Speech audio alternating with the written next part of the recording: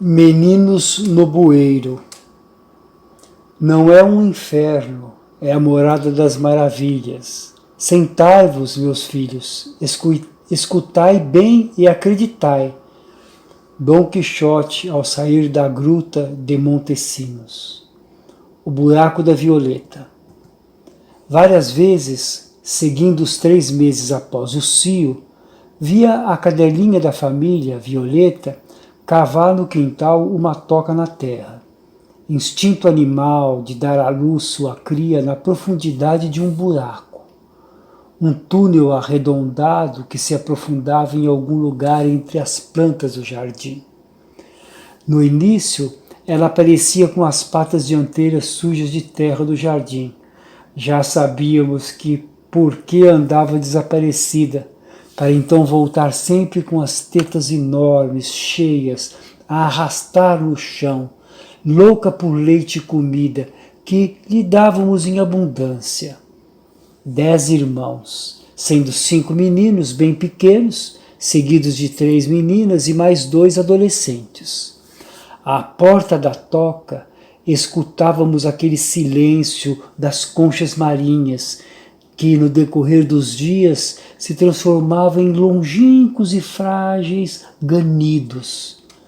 Até que um dia aparecia um cachorrinho sujo de terra na boca da toca, e mais outro, assim sucessivamente, ninhadas sempre de 8 ou 10 crias.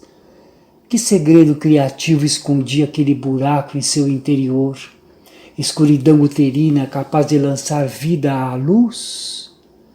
Àquele tempo, nossa imaginação infantil se nutria com leituras de aventuras, tais como Robinson Crusoe, Júlio Verne e sua Ilha Misteriosa, ou Viagem ao Centro da Terra, entre outros livros, onde frequentemente se podia encontrar uma misteriosa caverna que servia de refúgio a algum personagem. Os adultos da família traziam na sua origem portuguesa de possuir nos fundos da residência seus quartinhos oficinas de ferramentas, onde, cansados das providências e obrigações domésticas, do trabalho e da ativa vida social, se escondiam para curtir os devaneios da criação, consertar e inventar armas, barcos, brinquedos e outras peças que sua imaginação pudesse tornar visível a um espírito empreendedor. Não importava se as invenções davam certo ou não, foguetes poderiam falhar. Eram, sobretudo, experiências que garantiam horas de isolamento na meia-luz da oficina iluminada, por pequena e insuficiente janelinha que as crianças nós não alcançávamos para subir. Lá dentro, um abajur de foco que nós pequeninos nunca podíamos ver aceso, mas que vislumbrávamos de relance, quando, por algum motivo, a porta da oficina era esquecida entreaberta. A oficina do tio Benjamin, nos fundos da casa da tia Lourdes, no Pacaembu, foi famosa. Ela possuía serras e furadeiras, mesa pesada de morsa e uma parafernália de ferramentas penduradas em um quadro na parede, com as quais se podia montar e desmontar qualquer coisa à capacidade do inventor.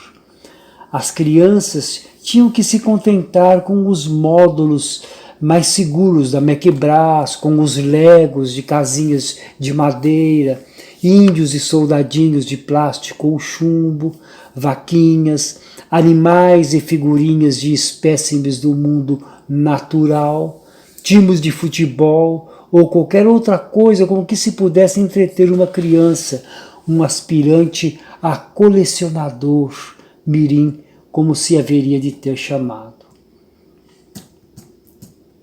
A toca mantinha uma saudade latente de um lugar de aconchego. Seria isso resquícios da perda do útero materno, como poderia dizer algum psicólogo? Talvez em verdade fosse o excesso de irmãos, parentes e empregados que povoavam a casa, o que não permitia a liberdade de se ter um espaço individual para isolamento, necessário mesmo para um pequeno ser nutrir saudável solidão. O grande guarda-roupa de madeira, em 3 portas, às vezes servia de esconderijo, capaz de garantir o sossego por algumas horas. Entrava lá e ficava quietinho, meditando. O importante era não precisar apenas lamentar o desaparecimento do paraíso inicial, do silêncio e quietude, cuja busca o menino iniciaria mais tarde com o yoga na adolescência. O mais apreciado, todavia, era um abrigo natural que pudesse proporcionar ocasional e imediato devaneio com as imagens de repouso, como diria Bachelard. Dentre os lugares de brincadeiras infantis, havia um terreno baldio numa encosta do morro, lá na rua Novo Horizonte, de acordo com a topografia, né, do bairro do Pacaembu, numa baixada da rua.